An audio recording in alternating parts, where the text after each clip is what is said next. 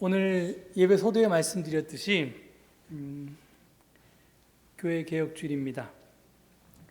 원래 한국 개신교회는 매년 10월 마지막 주일을 종교 개혁 주일로 기념하고 있습니다. 이 종교 개혁 주일을 영어로는 리포메이션 선데이라고 하는데요. 저는 이 리포메이션이라고 하는 말을 종교 개혁이라고 번역하는 것에 동의하지 않습니다. 그 이유는 세상의 종교가 기독교만 있는 것은 아니기 때문입니다. 이 리포메이션이라고 하는 것은 지금부터 502년 전에 로마 카톨릭 교회를 개혁하고자 일어났던 그 여러 가지 종교적인 운동, 사회적인 운동, 정치적인 운동을 총칭하는 그런 말입니다. 그러니까 리포메이션은 로마 카톨릭 교회 개혁하고만 상관이 있지 종교 일반의 개혁과는 무관한 말입니다. 16세기 종교개혁을 대표하던 마르틴 루터나 또 올리 쯔빙글리 그리고 장 칼뱅 등은 기독교의 개혁에만 관심이 있었지 당시 서구 사회에도 잘 알려져 있던 이슬람의 개혁에는 눈꼽만치도 관심이 없었습니다. 따라서 리포메이션은 교회개혁 내지는 기독교의 개혁으로 번역해야 마땅합니다. 이걸 갖다가 종교개혁이라고 번역하는 것은 지극히 서구 중심적인 생각이고 또 기독교 중심적인 발상입니다. 그래서 우리 교회는 매년 10월 마지막 주일을 종교개혁 주일이 아니라 교회개혁 주일이라고 부르면서 이것을 기념하고 있습니다. 혹시 기억하는 분이 계실지 모르겠는데요. 제가 지난 2017년에 교회개혁 500주년을 기념해서 10월 한 달 내내, 그때는 10월 1일이 주일이었고 30일도 주일이었기 때문에 무려 5주 동안이 10월에 있었는데요. 그 5주 동안 내내 매주 한국 개신교회 개혁 과제와 서울제일교회 나갈 길에 대해서 증언했었습니다. 오늘 증언은 그것에 대한 복습으로 시작합니다. 원래는 복습은 조금 하고 오늘 로마서의 말씀을 가지고 이 새로운 말씀을 많이 증언하려고 했는데 준비하다 보니까 복습이 너무 길어졌습니다. 그래서 이 로마서에 대한 해석은 나중에 몇 주 뒤에 제가 다시 한번 해야겠다는 생각이 듭니다. 당시 저는 이제 한국 개신교회는 더는 전도가 불가능할 것이다 라고 말했었습니다. 불행하게도 제 예상이 그대로 적중되었습니다. 지난 10월 7일에 뉴스앤조이는 교단별 총회 보고서를 토대로 해서 2004년부터 2018년까지 15년 동안 한국 개신교회 주요 7개 교단, 그러니까 예장합동, 예장통합, 예장고신, 예장합신, 또 우리 기장, 기감, 기성 이런 7개 교단의 교세를 분석한 기사를 실었습니다. 이를 보면 모든 교단에서 교인 감소세가 뚜렷했습니다.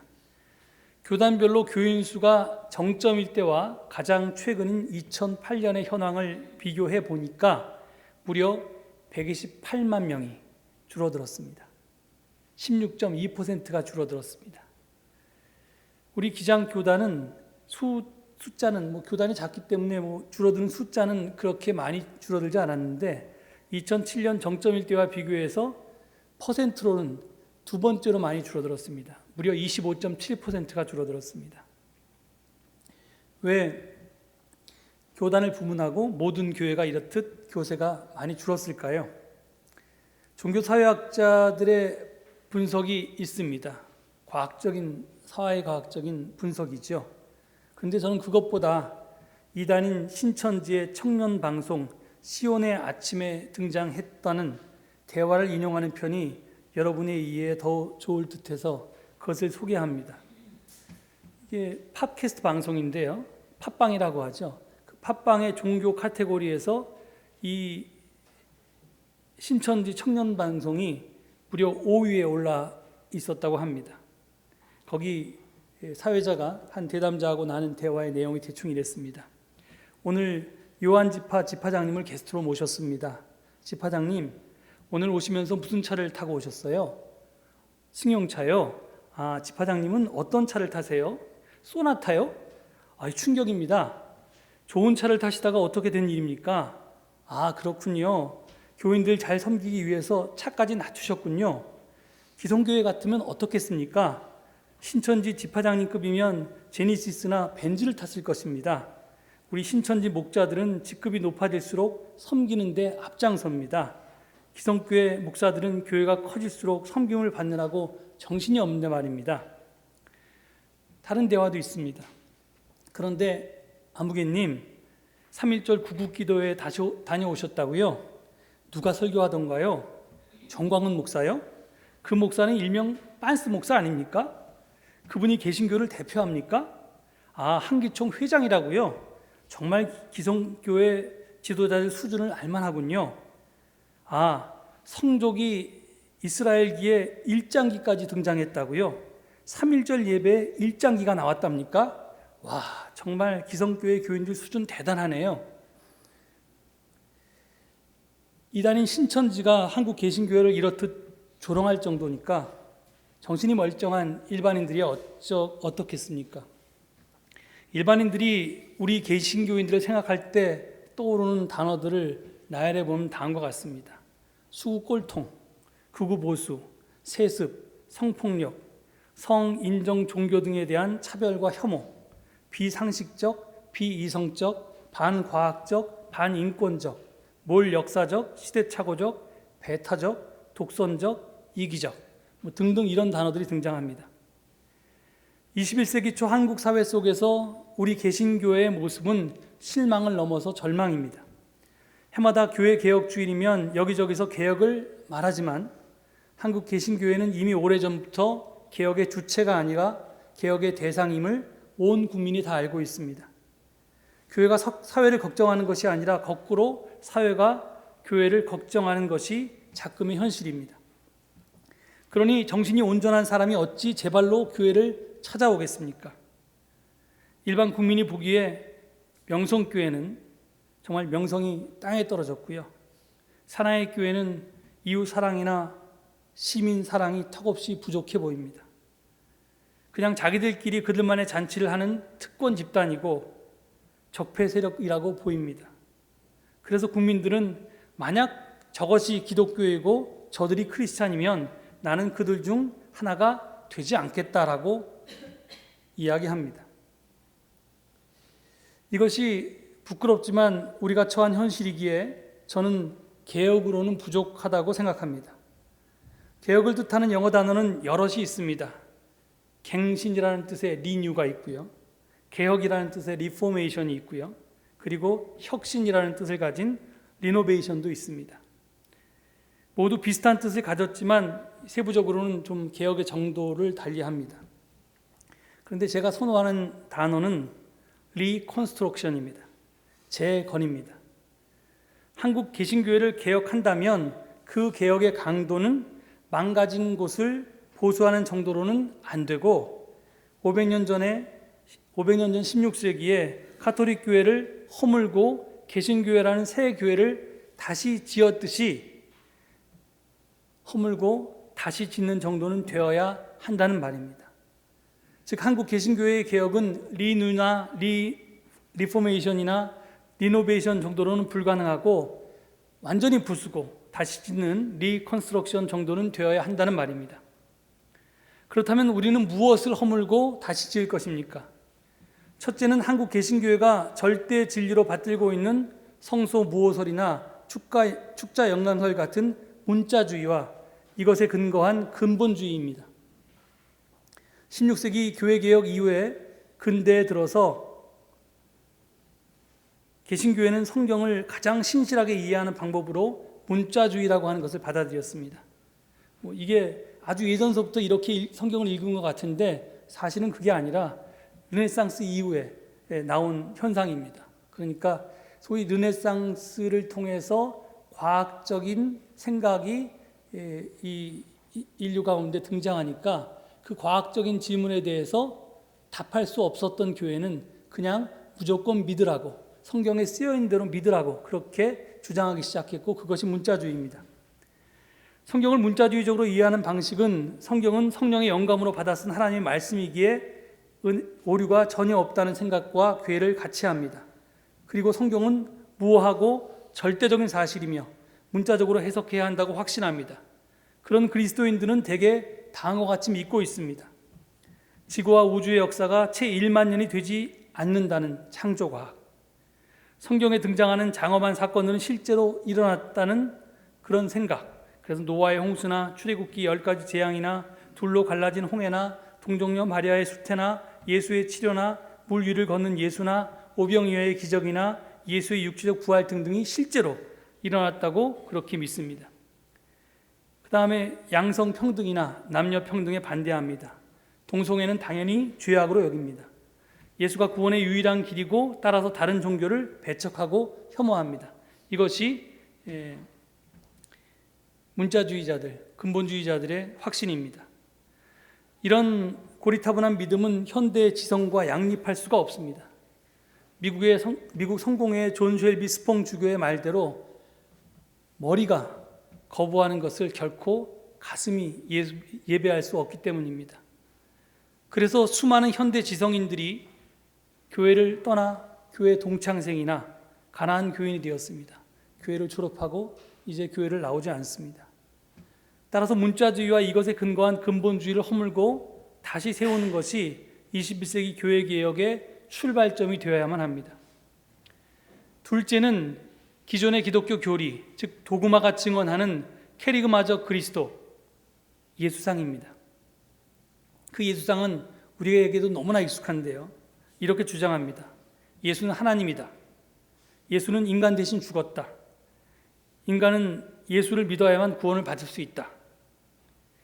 이 교리는 우리 그리스도인들에게 예수를 믿기만 하고 예수가 살았던 삶을 본받아 살지 않아도 되는 명분을 제공해 주었습니다.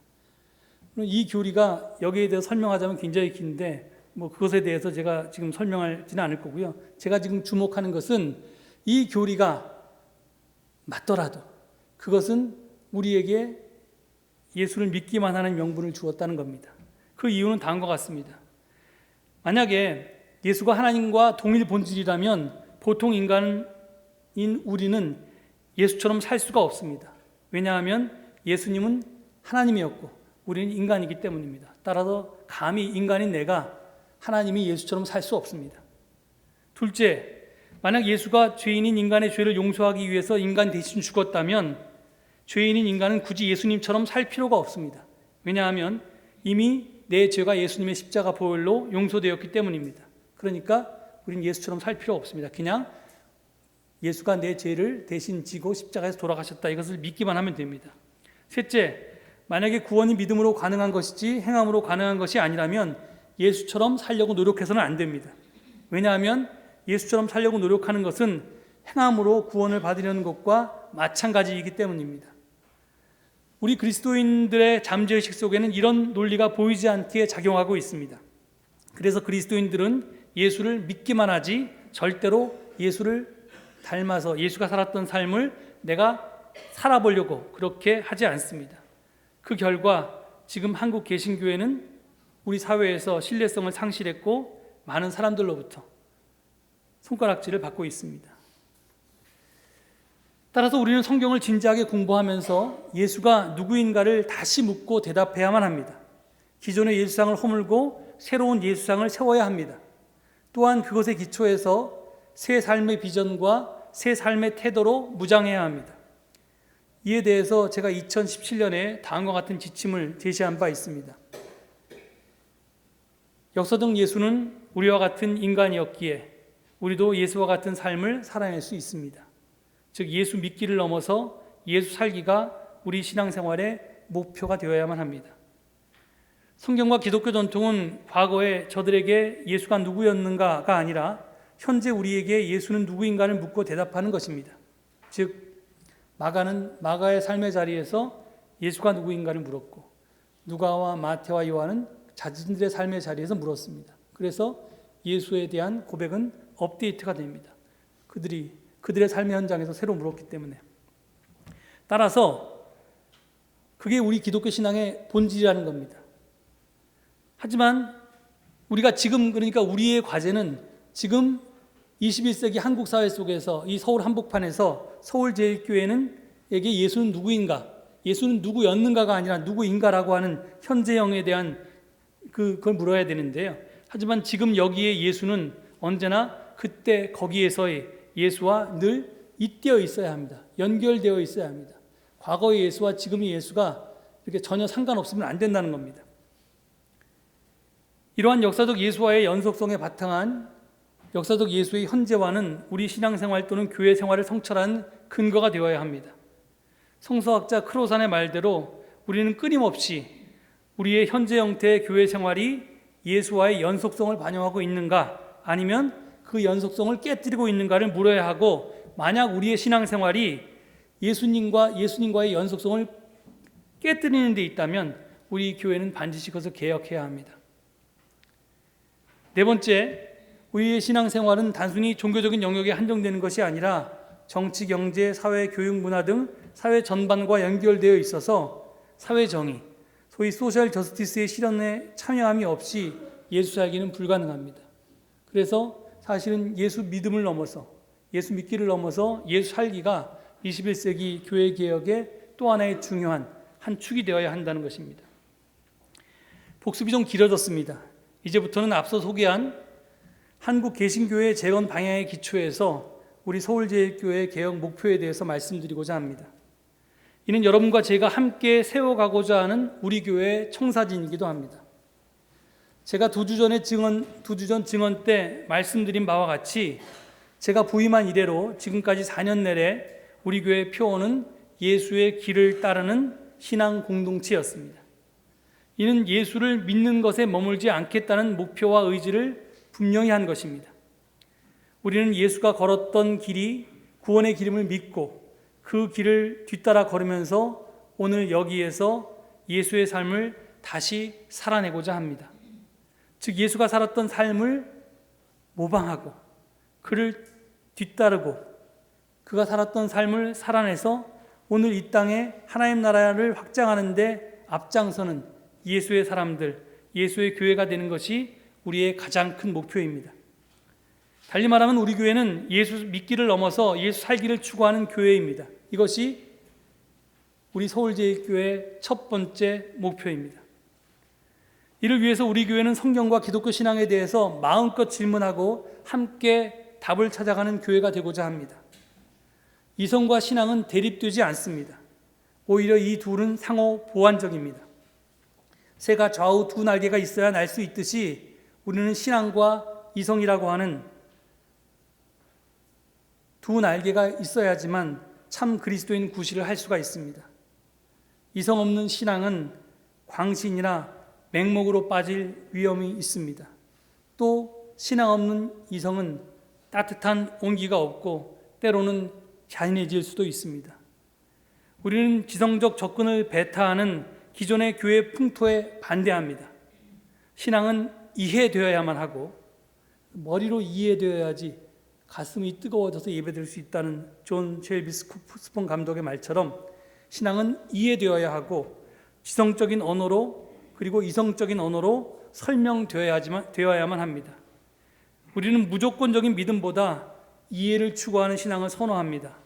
맹신자보다는 의심하는 그리스도인이, 질문하는 신앙인을 더 높게 평가합니다.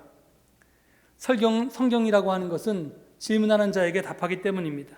그래서 마음껏 질문하고 함께 그 답을 찾아가는 교회, 이것이 우리의 두 번째 목표입니다.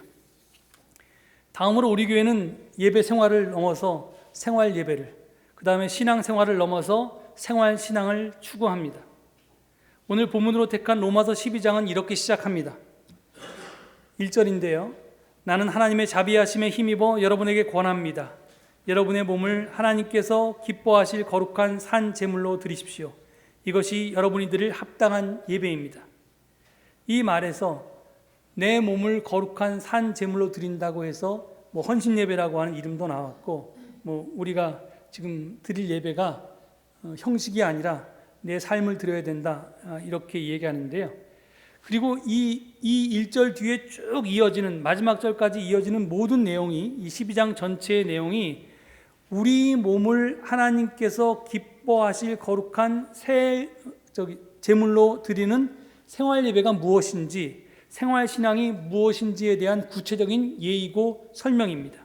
그러니까 오늘 본문 말씀을 보면 우리가 예수 그리스도를 머리로 하는 몸된 교회 지체로서, 하나의 지체로서 자기 역할을 하는 것이 생활 신앙이고 생활 예배라는 말입니다. 그리고 열심을 내어서 부지런히 일하고 성령으로 뜨거워진 마음을 가지고 주님을 섬기는 것도 생활 예배고 생활 신앙입니다.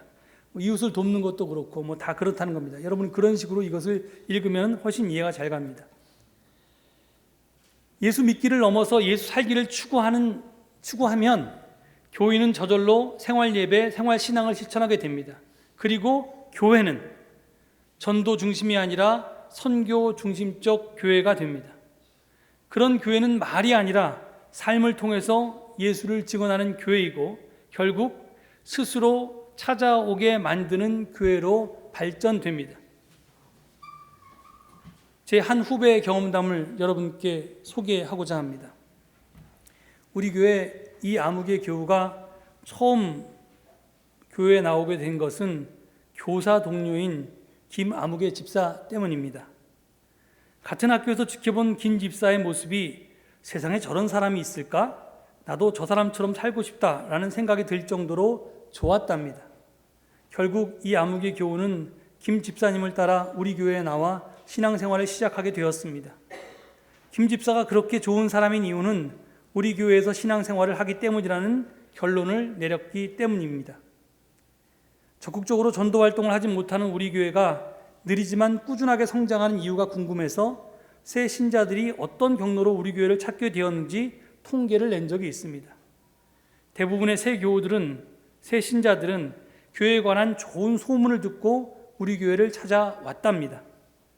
우리 교회에 관한 좋은 소문을 알려준 사람들이 사실상 전도한 사람들인데 그분들은 우리가 알지 못하는 동네 사람들입니다. 다른 교회 교인들이, 무신론자들이, 불교 신자들이 우리 교회를 추천해서 그들이 우리 교회에 왔습니다. 동네 사람들이 우리를 지켜보고 있습니다. 우리 교우들이 지역에서 일어나는 다양한 종류의 풀뿌리 운동에 적극적으로 참여하고 있고 해고 노동자나 철거민, 세월호 유족들의 손을 잡아줘야 할 때 교회가 고개를 돌리지 않은 것을 동네 사람들이 지켜보고 있었습니다. 그런 일들 때문에 과천의 좋은 교회는 하나밖에 없다라고 말하는 동네 사람들이 생겨났고 그들은 시키지 않았는데도 우리 교회를 남에게 추천했던 것입니다. 마지막으로 앞선 목표들을 추구하기 위해서 우리 교회는 마을 공동체 교회로 전환해야 한다는 것이 제 확신입니다. 사실은 이 이야기를 길게 하고 싶었는데 시간이 이제 얼마 남지 않아서 간략하게 오늘은 개략적인 설명을 하고 다음에 좀 보충하도록 하겠습니다. 여러분도 잘 아시듯이 우리는 지난 봄부터 지금까지 공동체에 대해서 공부해 왔습니다. 공부를 하면 할수록 교회의 미래는 마을 공동체에 있다는 것이 더 분명하게 제게 다가왔습니다. 개신교회는 개혁된 교회가 아니라 끊임없이 개혁하는 교회입니다. 리폼드 처치, 세계 개혁교회 연맹하면 WARC 하면 이게 리폼드 처치라고 개혁된 교회의 연합체 이렇게 사실은 원어가 되어 있는데 그 이름 참 잘못 지었습니다. 저희는 리폼드 처치가 아니라 리포밍 처치입니다. 지금도 계속 개혁되어야 하는 교회입니다. 근데 개혁의 다른 말은 뭐냐면요, 저항입니다. 개신교회의 별명이 프로테스탄트 아닙니까? 프로테스트는 저항이라는 말입니다. 이것이 그 분명한 저항입니다.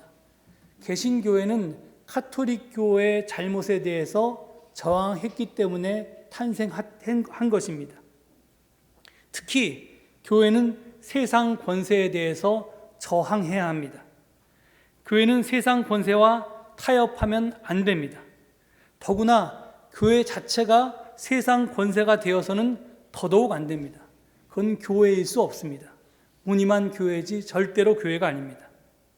그래서 세상 속에 존재하면서도 세상에 속하지 않고 끊임없이 세상 속에 하나님 나라라는 대안을 제시해야 합니다.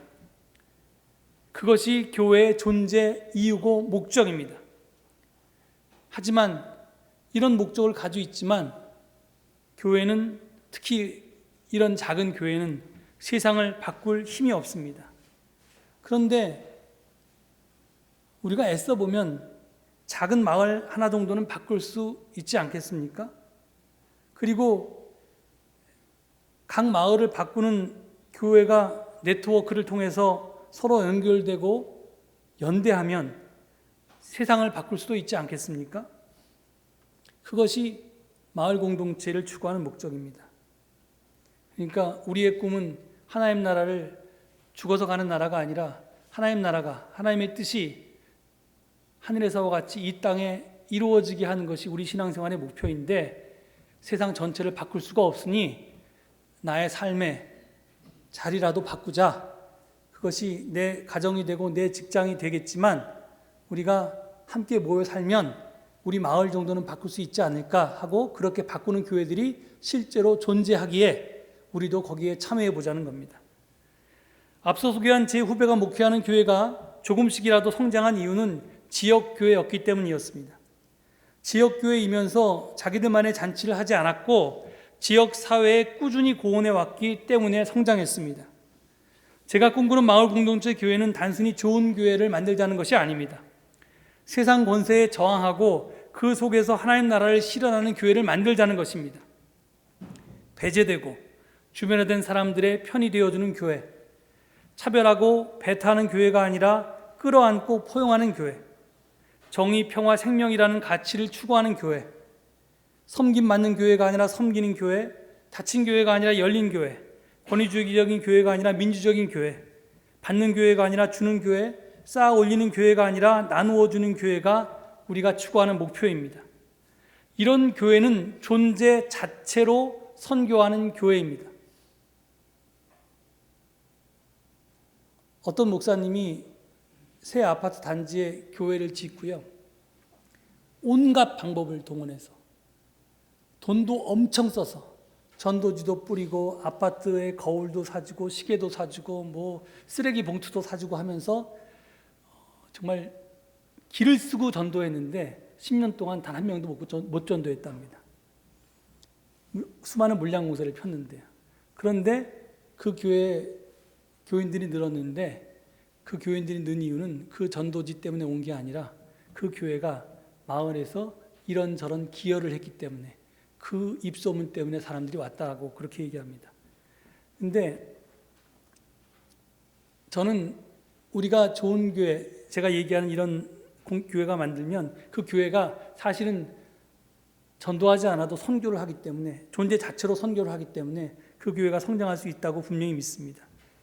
특별히 마을 공동체 교회의 핵심 키워드는 공의와 공정과 서로 돌봄이라고 저는 생각합니다.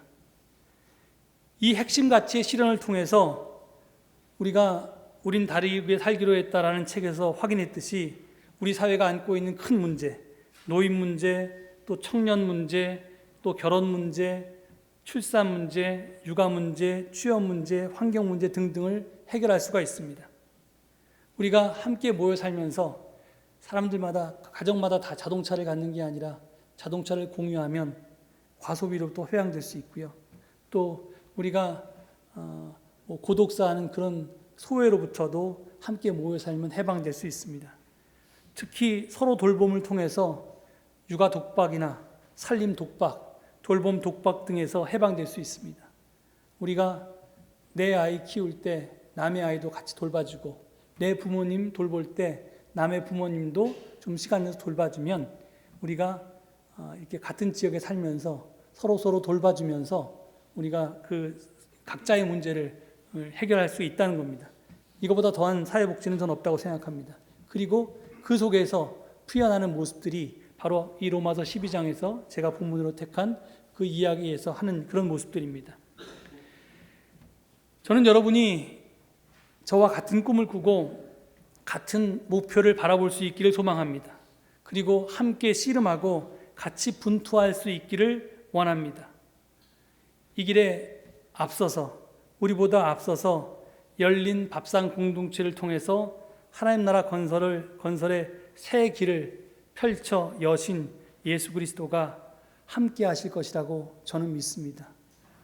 여러분들이 이 길을 함께 꿈꾸시고 함께 이 길을 세워나가면서, 물론 우리들의 토론하는 과정 속에서 많이 수정되겠지만 그런 것들을 이제 본격적으로 논의하고 함께 준비해 가면서 우리 서울제일교회 새로운 교회로 갱신할 수 있고 개혁할 수 있고 또 새로 한국교회를 잘못된 모습들을 허물고 세울 수 있는 그런 아름다운 교회가 되기를 간절히 소망합니다. 이 말씀 생각하시면서 함께 묵상기도 드리시겠습니다.